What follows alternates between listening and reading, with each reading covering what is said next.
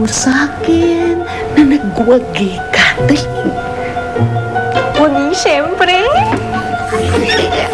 Oh my gosh! Come on, make me happy. Make me kwento. Napaka-morbid mo naman. Of course! Gusto mo lahat na detalye. Siyempre naman. Pwede yun nga, yung kotse. Dire-diretso sa bangin. Sigurado malinis ang pagkakagawa mo? Siguradong patay?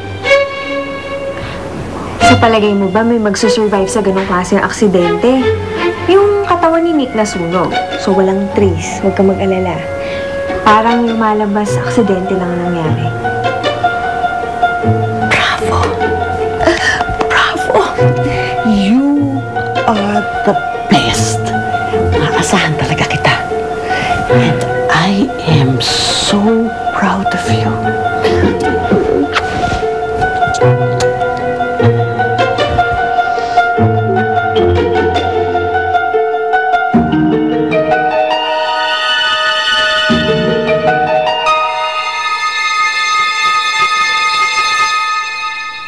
Medyo magulo ngayon dito.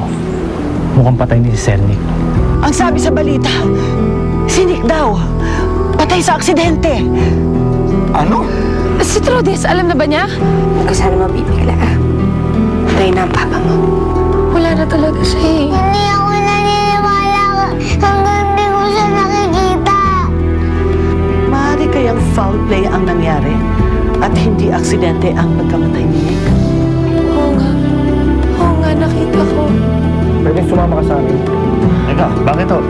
Nabita ka namin para sa nagtanong.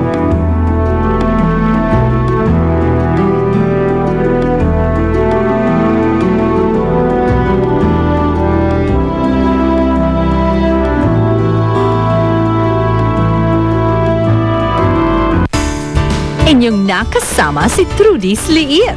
Hatid sa inyo ng new best ever Sunsilk, C2 at Tide with Power